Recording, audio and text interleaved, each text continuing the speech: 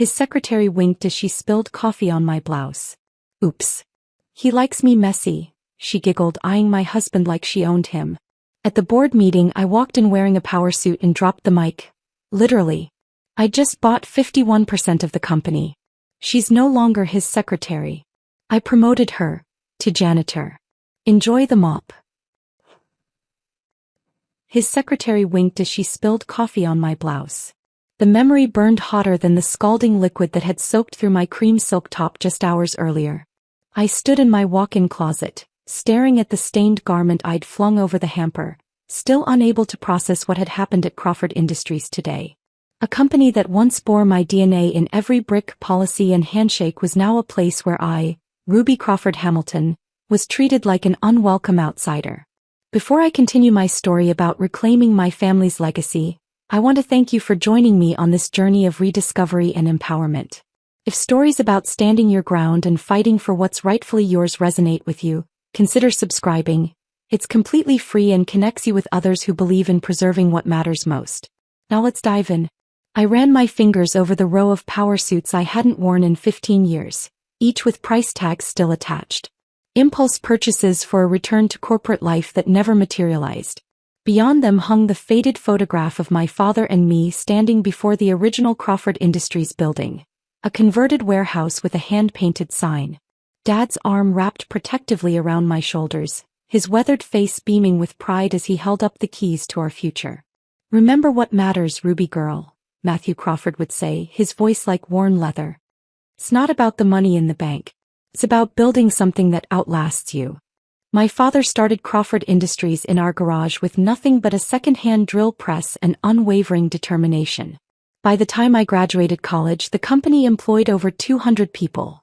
Most from our neighborhood, many related to each other, all treated like extensions of our family. Dad insisted I learn the business from the ground up. Summer vacations meant working in shipping, then accounting, then sales. After business school, I became the youngest operations manager in the company's history. The employees respected me not because I was the boss's daughter, but because I remembered their spouses' names and asked about their children's baseball games. Because I brought homemade cookies to meetings and stayed late helping the cleaning staff when deadlines loomed. Because I was my father's daughter in more than just name. Then along came Bentley Hamilton, charming, ambitious, with a sales pitch that could seduce even the most reluctant clients. He joined our sales team and immediately broke company records. Unlike the other newcomers, he took time to learn our history, to understand the Crawford philosophy of business with a handshake integrity. Or so I thought. "You're the heart of this place," Bentley told me on our third date as we walked through the empty factory floor after hours. "Your father built something special, but you're the one who makes it beat." I believed him. I fell for his vision of us running the company together someday, continuing Dad's legacy while modernizing responsibly. Marriage came quickly, followed by our first child barely a year later. When little Matthew was born, my priorities shifted overnight. The company that had been my second home suddenly felt less urgent compared to the miracle in my arms. Bentley suggested I take a temporary leave. "Just until he's in school," he assured me, cradling our son. "The company will always be there. These moments won't." Dad raised concerns during our Sunday dinners. "Business is about consistency, Ruby," he warned, passing the potatoes. "Step away too long, people forget whose name is on the building." But I was sleep-deprived and in love with motherhood. Our daughter Eliza arrived 18 months later, and my temporary absence stretched indefinitely. Then came the stroke. One minute Dad was delivering a toast at the company picnic. The next he was unconscious on the grass, half his body suddenly betraying him. The following weeks blurred into a nightmare of hospital corridors and devastating prognosis. With Dad incapacitated and me overwhelmed with 2 toddlers in his medical care, the board unanimously appointed Bentley as acting CEO. "Just until things stabilize," the board chairman assured me, patting my hand like I was a child. "Bentley understands Crawford values." The first changes seemed innocuous. The company newsletter went digital to save trees. The annual Christmas bonuses became performance-based rather than equal across departments. The company picnic moved from the local park to an upscale country club. Each time I questioned a change, Bentley had a plausible explanation wrapped in business terminology that made my domestic concerns sound naive. "Margins are tightening, Ruby. We can maintain your father's values without clinging to outdated practices. 5 years after Dad's stroke, I visited headquarters to drop off homemade cookies for Admin Appreciation Day, a tradition Dad started decades ago. The receptionist, a young woman I'd never met, asked for my ID. When I mentioned I was Matthew Crawford's daughter, she stared blankly. I'm not familiar with that name. Is he in accounting? That night, I confronted Bentley over dinner. Nobody there even knows who Dad is anymore. Bentley reached for his wine glass, not meeting my eyes. We've had significant turnover, Ruby. You can't expect new people to know ancient history. Ancient history? Dad founded that company. His name is literally on the building. It's just business evolution. Nothing personal. But it was personal. Each subsequent visit revealed another piece of my father erased. The mission statement he crafted, quality, integrity, family, disappeared from letterhead. The wall of employee service awards was replaced with sleek digital displays showing stock prices. The comfortable break room where Dad hosted monthly birthday celebrations became a sterile collaboration space, with uncomfortable modern furniture. Last Christmas, the company party excluded retired employees for the first time in Crawford history. When Mrs. Abernathy, Dad's first bookkeeper, called me in tears after receiving no invitation, something inside me cracked. I drove to the assisted living facility where Dad now resided, his once powerful frame diminished but his eyes still sharp. He's changing everything, I whispered, holding his good hand. Crawford Industries doesn't feel like ours anymore. Dad squeezed my fingers with surprising strength. With labored speech, he managed 4 clear words that haunted me for months. Then take it back. I dismissed the idea as impossible.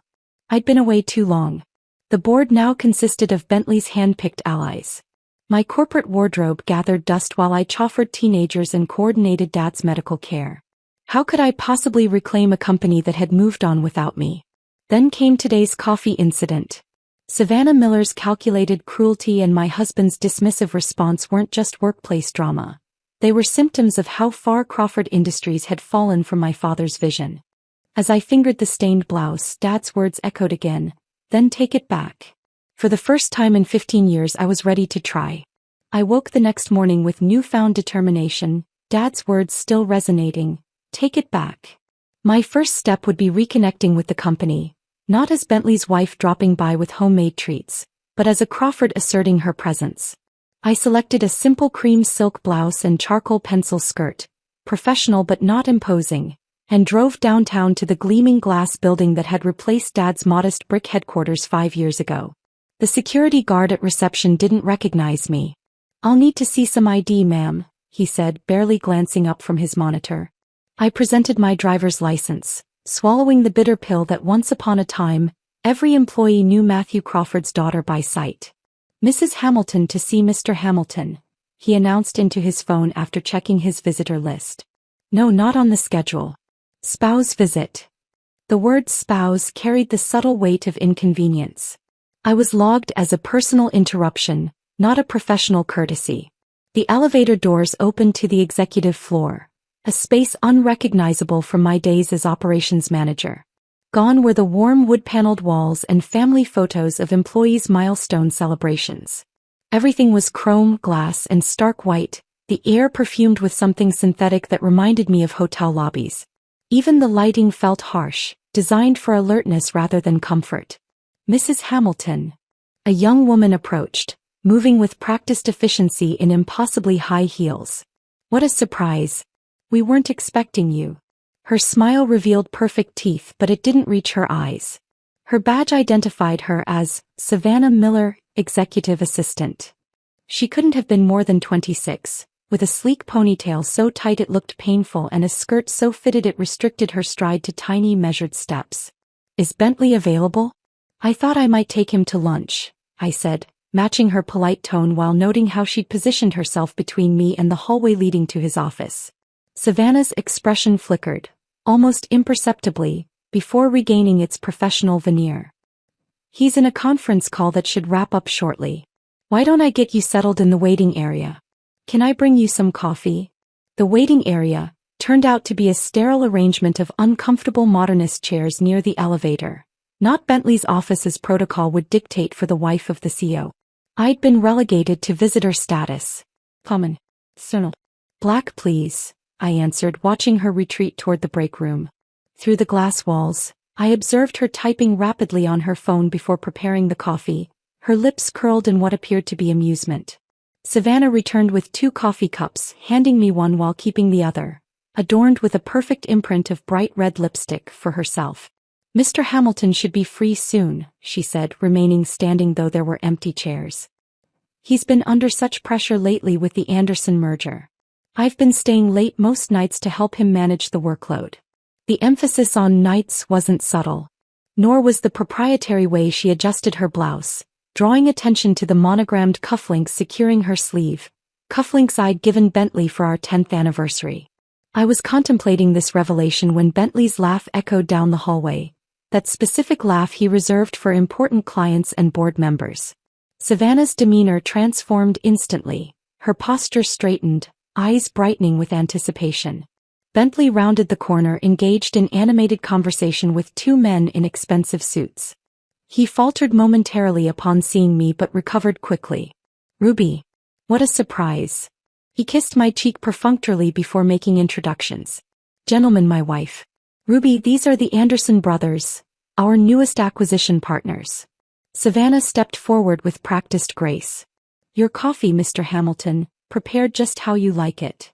She handed him the lipstick-marked cup with a smile that contained an entire private conversation. As Bentley accepted it, their fingers brushed in a touch that lingered 2 seconds too long. His wedding ring caught the fluorescent light, the same ring I'd placed on his finger 17 years ago when we'd promised forever. What happened next occurred in slow motion. Savannah pivoted toward me, coffee cup still tilted slightly forward. Her heel caught on nothing at all, a practice stumble, and suddenly hot liquid cascaded down my silk blouse, the brown stain spreading across the cream fabric like a Rorschach test of betrayal. Oh! Savannah gasped, eyes wide with manufactured shock. I'm so clumsy. Let me help you clean up. She dabbed ineffectually at my blouse with a tissue, managing only to spread the stain further. Then came the whispered words that confirmed everything wasn't just in my imagination. Oops. He likes me messy, she giggled, voice low enough that only I could hear. Her eyes flicked toward Bentley with unmistakable intimacy before adding, You should see his office after our late nights. I stepped back, coffee dripping onto my skirt as Bentley approached with a look of mild concern that never reached his eyes. Accidents happen, he said dismissively. Savannah, show my wife to the restroom, would you? Gentlemen, shall we continue in the conference room? Just like that, I was dismissed. An inconvenience to be managed while important business continued. In the bathroom, I blotted at my ruined blouse with paper towels, my hands trembling with a mixture of humiliation and rage. The door swung open, revealing an older woman in a Crawford Industries uniform. She froze upon seeing me. Miss Ruby? Is that really you? Through my tears, I recognized Margaret Peters, Dad's former executive assistant who had apparently been demoted to maintenance staff. Her once proud posture now stooped with age and perhaps resignation. Margaret?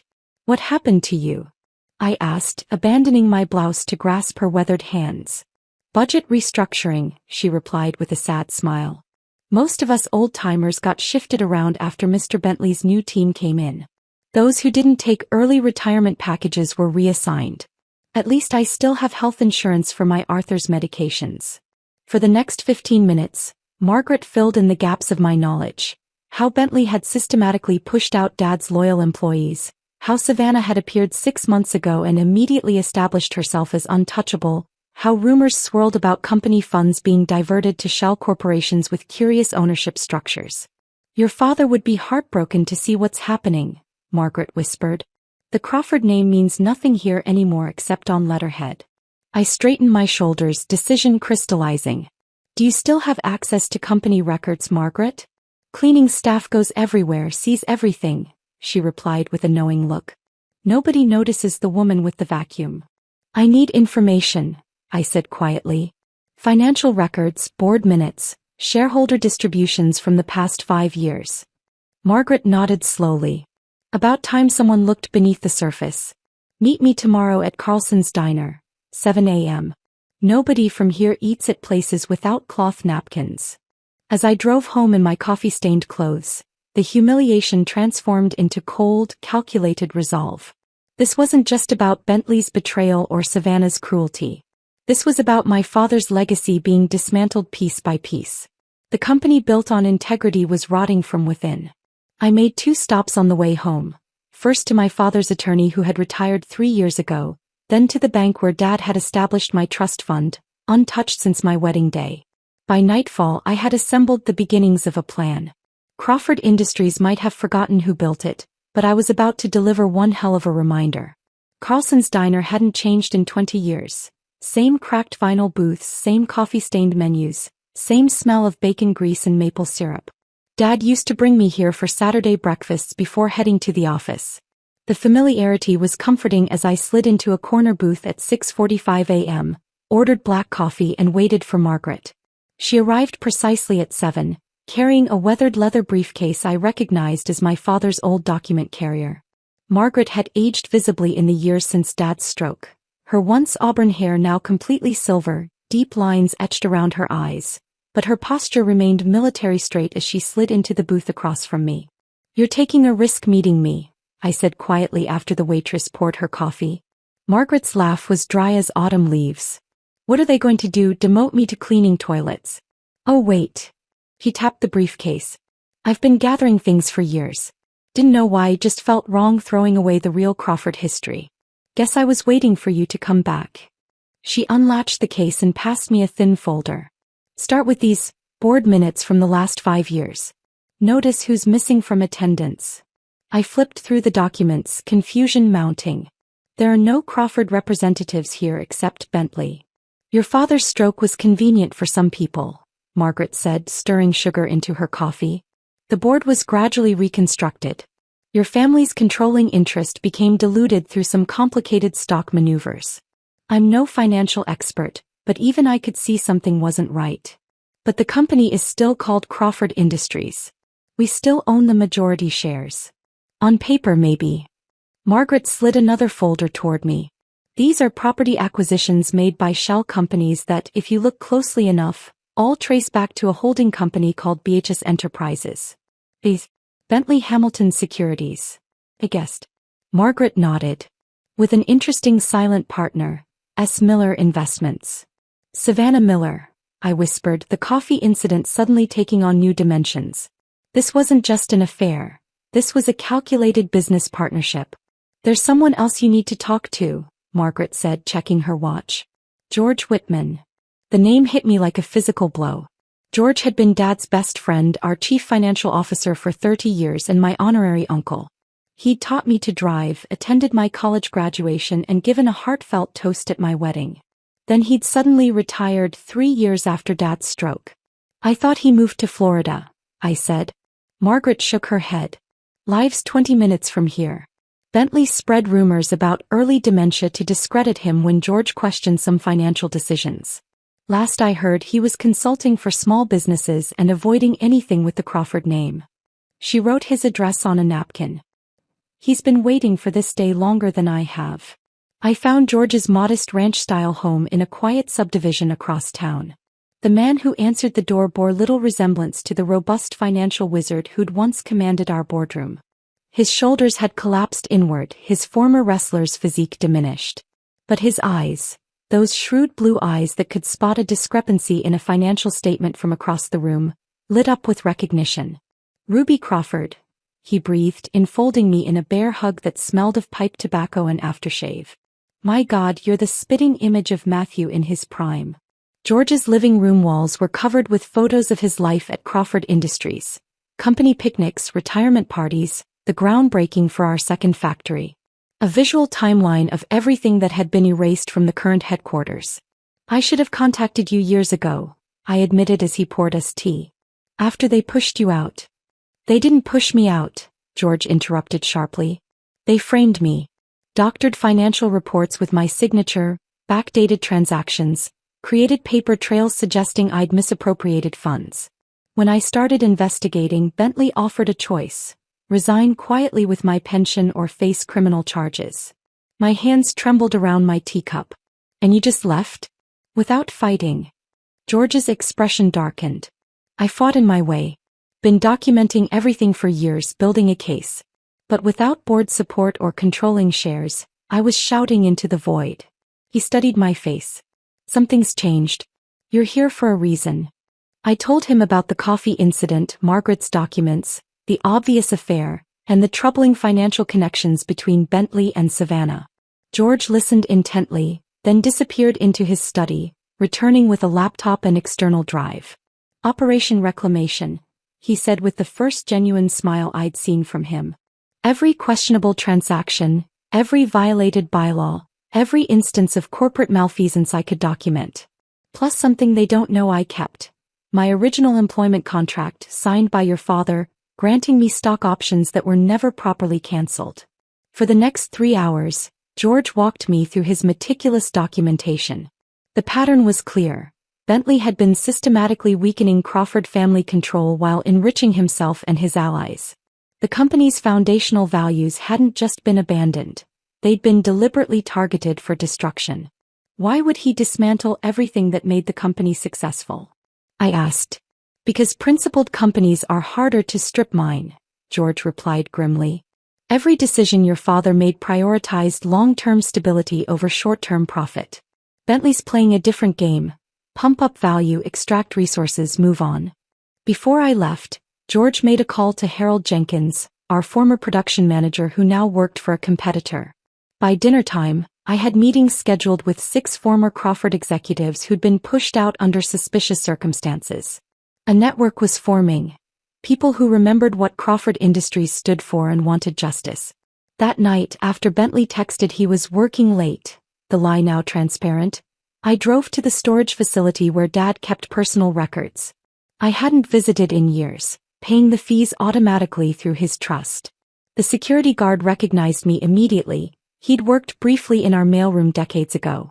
Inside the climate-controlled unit lay the physical history of Crawford Industries. Original blueprints, handwritten ledgers, photographs, and most importantly, filing cabinets containing incorporation documents and shareholder agreements drafted long before digital records could be manipulated. Under the harsh fluorescent lights, I discovered something Bentley had clearly missed. A provision in the original company charter giving the founder or direct descendants special voting rights under specific circumstances of suspected misconduct. The clause had never been invoked, but it existed in black and white, signed and notarized 40 years ago.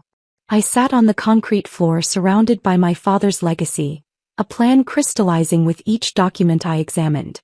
The company's quarterly board meeting was scheduled for next Thursday, just 9 days away. With George's evidence, Margaret's inside information and the network of former employees, I had a foundation. With Dad's legal provisions I had leverage. Dawn was breaking as I finally closed the storage unit. Exhausted but clear-headed, I drove to the assisted living facility where Dad resided. Though his stroke had limited his mobility and speech, his mind remained sharp. I needed his blessing for what would come next. He was awake, watching sunrise paint the sky outside his window. When I entered, his good eye focused intently on my face, recognizing something had fundamentally changed. I found it, Dad, I said, taking his hand. The way back. The way to save Crawford Industries. I outlined my discoveries and plans in simple terms, watching his expression closely. When I finished, Dad squeezed my hand with surprising strength. With effort he formed 4 clear words. You are my legacy. In that moment, standing in the golden morning light with my father's approval warming me, I made my final decision. Crawford Industries wouldn't just be reclaimed, it would be reborn. The clock that had stopped 15 years ago when I stepped away began ticking again, counting down to a reckoning no one at that gleaming glass headquarters could possibly anticipate. 9 days. The countdown to the quarterly board meeting ticked relentlessly in my mind as I drove home from Dad's facility. 9 days to orchestrate a corporate coup while maintaining the facade of an oblivious housewife. The irony wasn't lost on me. For years I'd played the role Bentley expected, and now that very underestimation would be his downfall. My first call was to Erica Patterson, Dad's longtime attorney who had retired shortly after Bentley took over. Now running a small practice specializing in corporate governance, she listened without interruption as I outlined what I'd discovered. The founder's provision is legitimate, she confirmed after reviewing the documents I'd photographed. It's unusual but not unprecedented. A safeguard against hostile takeovers that was common in family businesses of that era. The question isn't legality but leverage. How many shares can you access? My trust fund held 15% of Crawford Industries stock. Significant but not controlling. George's improperly cancelled options represented another 3%. Margaret had quietly held on to 2% gifted by Dad years ago.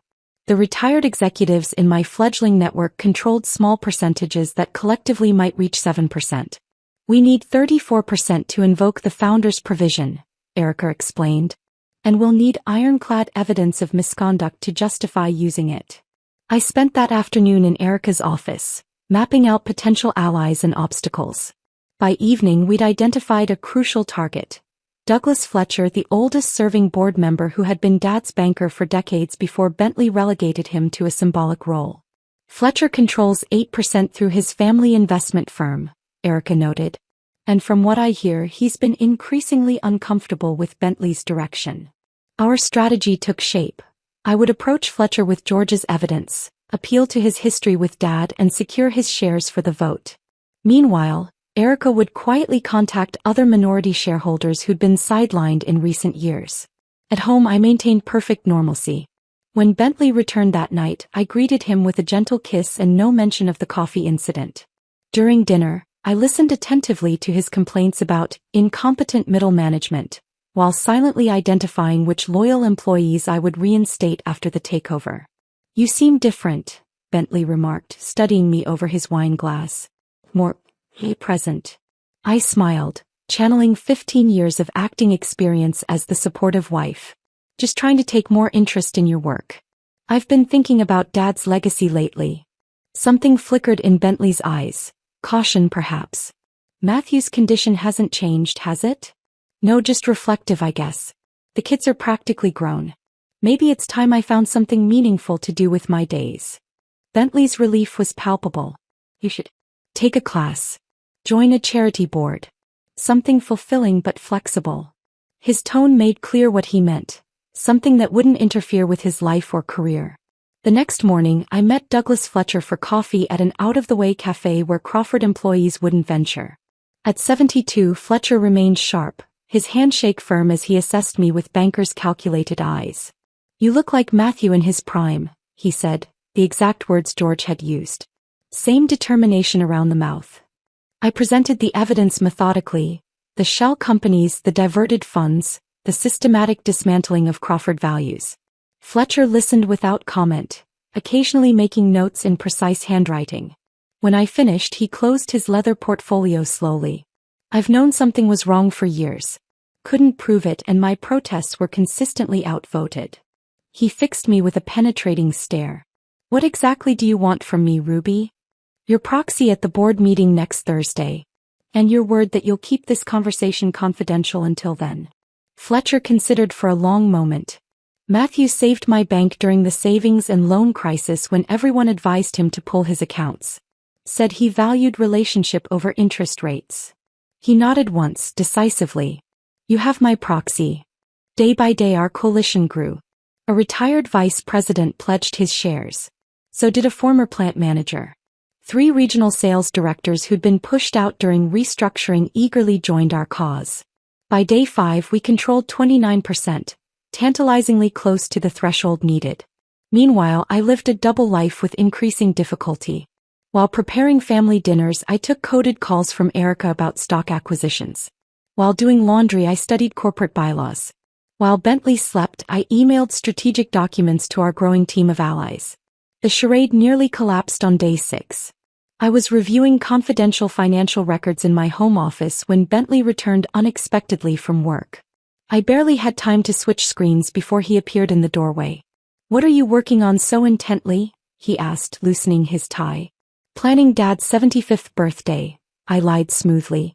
"The assisted living facility is helping coordinate something special." Bentley frowned. "That's months away. You know me, always the overplanner." I closed the laptop casually. "Bad day at work?" Fletcher's being difficult about the Anderson acquisition. Suddenly questioning every detail like he's relevant again. Bentley poured himself a scotch from the small bar in the corner. And someone's been accessing old personnel files. IT flagged it this morning. My pulse quickened. Margaret had been using her cleaning staff credentials to gather information. Probably just a system glitch. Probably. Bentley studied me over his glass. You visited your father yesterday? I visit him every week. You know that. Savannah thought she saw your car near headquarters afterward. The question hung unasked between us. I manufactured a laugh. Downtown after visiting hours? I was at Sarah's book club. Call her if you don't believe me. Thank God I'd actually asked my friend to cover for me if needed. The moment passed, but I knew our window was narrowing. Someone had noticed the unusual activities. Margaret texted a warning the next morning. Security protocols had been heightened, badges were being checked more rigorously. On day 8, Erica called with triumphant news. We've got 32%. 2% short but gaining momentum. That same afternoon, Fletcher called with a problem. Hamilton knows something's happening. He's called an emergency executive session before the main board meeting, trying to push through the Anderson merger before anything can interfere. We needed one more ally. Someone with significant shares and courage to stand against Bentley. Someone he wouldn't suspect. The answer came from an unexpected source. Bentley's younger brother Timothy, George suggested during our final strategy meeting. He inherited 5% from their grandmother but never takes an active role.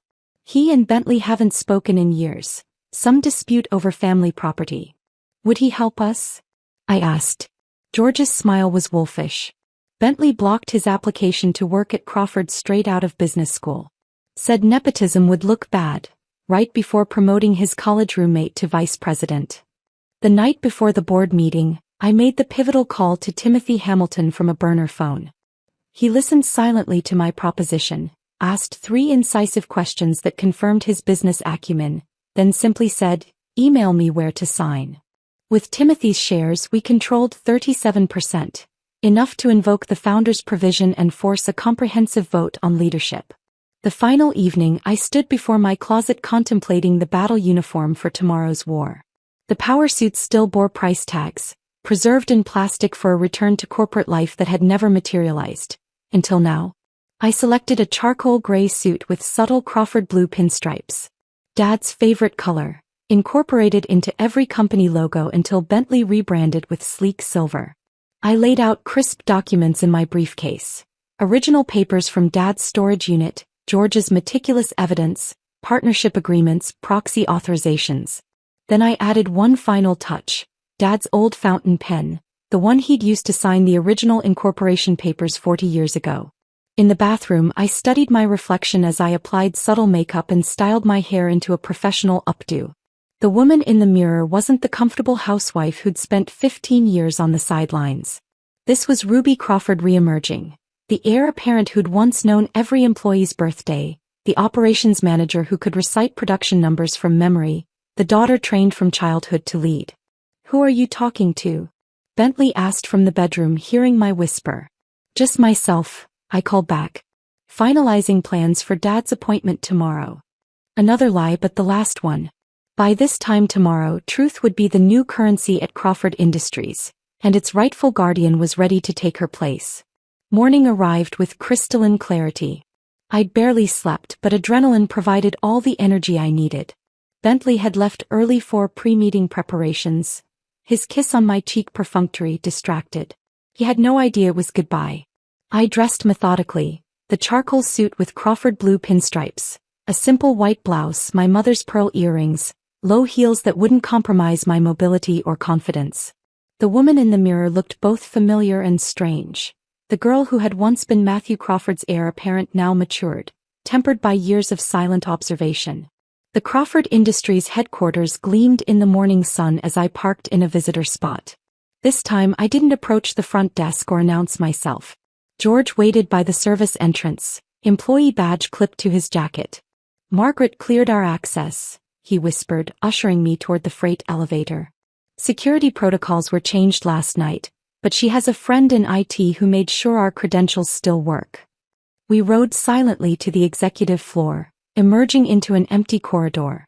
The boardroom was 3 doors down, the same room where Dad had conducted quarterly meetings for decades, though now redesigned with sleek minimalism that erased its history. Through the glass walls I could see the meeting already in progress. Bentley stood at the head of the table, laser pointer circling figures on a projection screen. Savannah sat near him, taking notes with exaggerated diligence. Board members in expensive suits listened with varying degrees of engagement.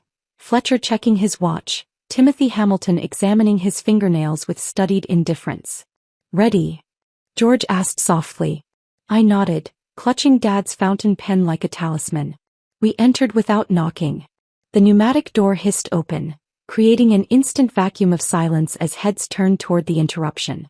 Bentley froze mid-sentence, laser pointer still illuminating projected revenue forecasts that I now knew to be manipulated. "Ruby." Confusion flickered across his face, quickly replaced by irritation. "We're in the middle of a meeting." "I know exactly what you're in the middle of, Bentley." My voice was steady, authoritative, a tone I hadn't used in 15 years. "And I'm here to stop it." Savannah recovered first. "Mrs. Hamilton, should I call security to escort you out?" Her sugary concern couldn't mask the panic in her eyes as she noticed George standing behind me. "That won't be necessary, Miss Miller." I moved to the center of the room, placing my briefcase on the table. "This is, after all, a family business. And I'm family." Fletcher cleared his throat. "Perhaps we should hear what Ruby has to say." Bentley's smile was strained as he addressed the room. "My wife has been under considerable stress lately. Her father's condition." "My father would be appalled by what you've done to his company," I interrupted, my words landing like stones in still water. "Fortunately, he built safeguards into the very foundation of Crawford Industries. Safeguards I'm invoking today."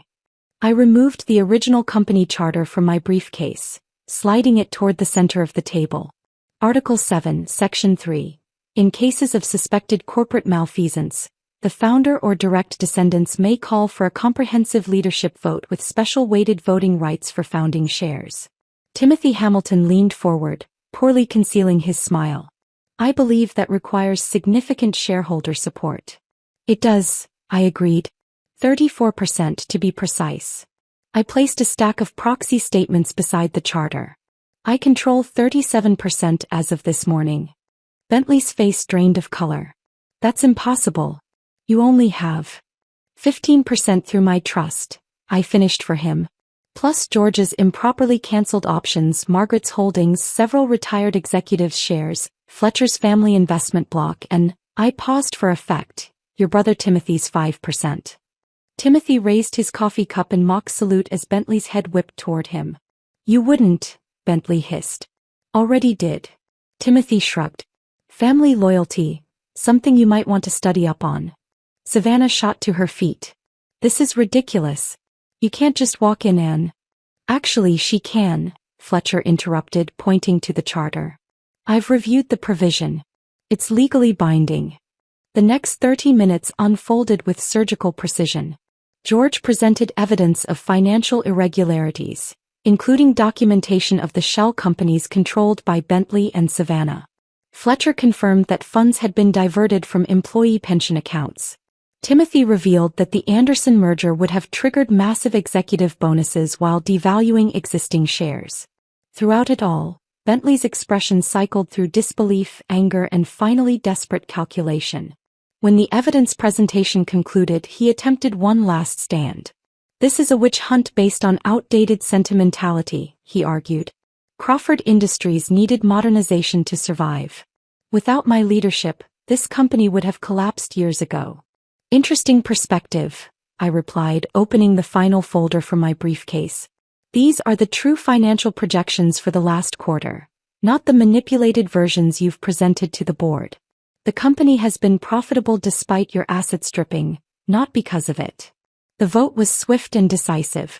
Using the weighted founders provision, my 37% translated to a controlling interest.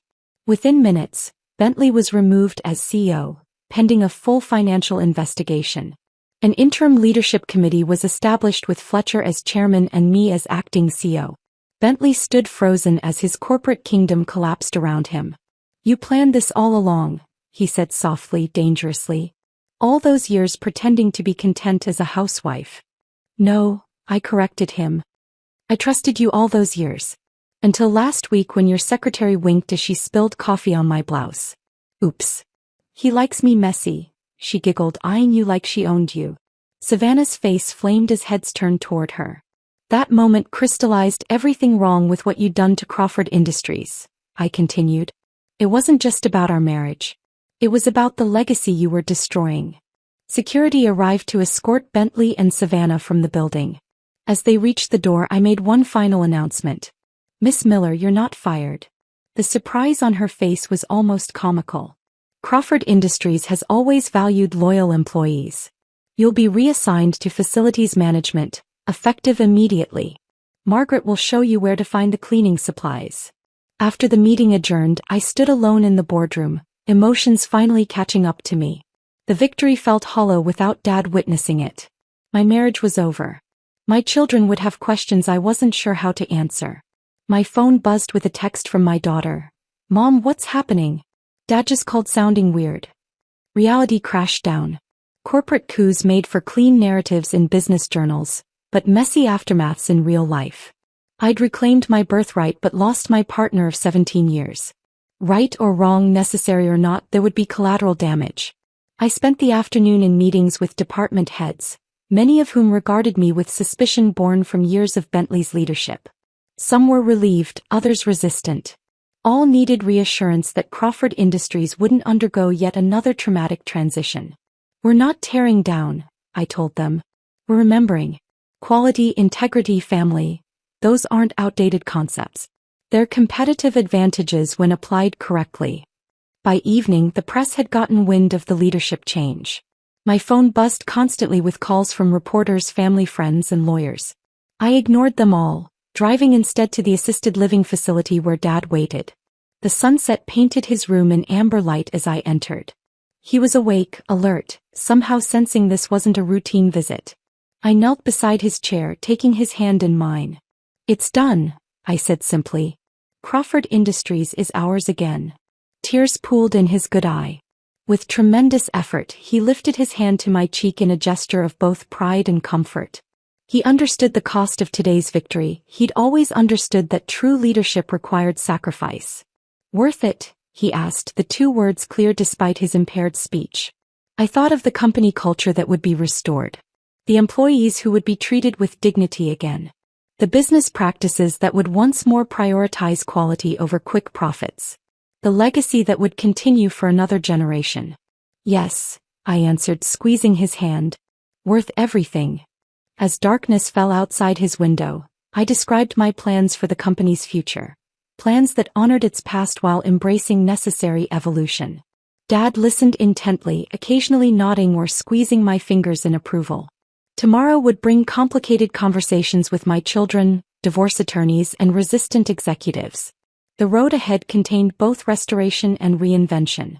But tonight, in the quiet of my father's room, I was simply a daughter who had kept her promise to protect what mattered. The Crawford legacy was safe once more. And I was finally home.